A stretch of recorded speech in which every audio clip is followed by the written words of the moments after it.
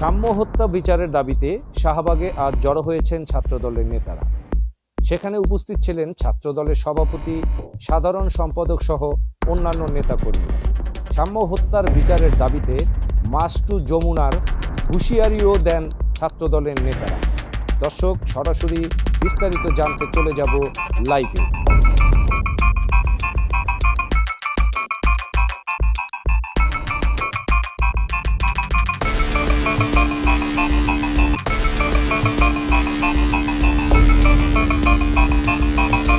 পরিবারের সুখ সৃষ্টি হয়েছে, পরিবার যেভাবে সুখের মেহমান আমরা লক্ষ্য করেছি। এই নির্দলীয় সরকারের শীর্ষ পর্যায় থেকে তাদের পরিবারের প্রতি সামান্যতম সহানুভূতিমূলক কোনো বাক্য তাদের মুখ থেকে আমরা শুনিনি।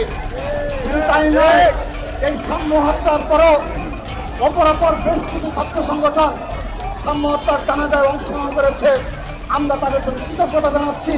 কিন্তু যারা জুলাই আগস্টের সর্বোচ্চ সুবিধাভোগী যারা এবং যারা ক্রেডিট দাবি করে, তাদের কোনো উপস্থিতি এই সামনের জানাজা আমরা লক্ষ্য করিনি।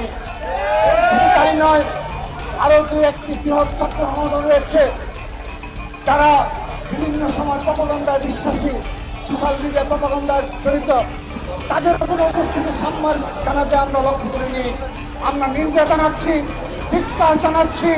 তারা এই ধরনের মানসিকতা পোষণ করে এই বাংলাদেশের ছাত্র রাজনীতি করতে চায় এবং তারা মুখে বিভিন্ন সময় বক্তব্যে বারবার বলে যে তারা ঐক্য চায়, কিন্তু সাম্য জানাজা পড়তে তাদের নিয়ে থাকে।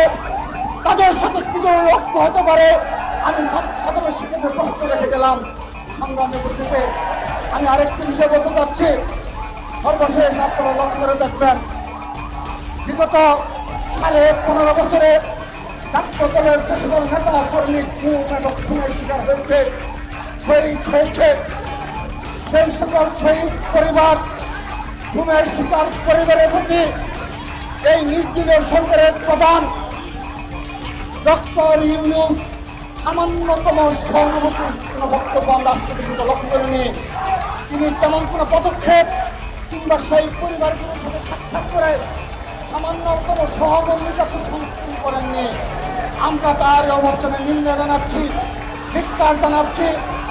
তাকে স্মরণ করে দিতে চাই, যখন তিনি নোবেল পুরস্কারে ভূষিত হলেন, বিএনপি চেয়ারপারসন দেশ নেত্রী বেগম খালেদা জিয়া সহ বিএনপির আপামর সকল নেতৃত্ব তাকে সাধুবাদ জানিয়েছিল এবং এই বাংলাদেশের শ্রেষ্ঠ সন্তান হিসেবে তাকে আমরা করে নিয়েছিলাম, আপন করে নিয়েছিলাম।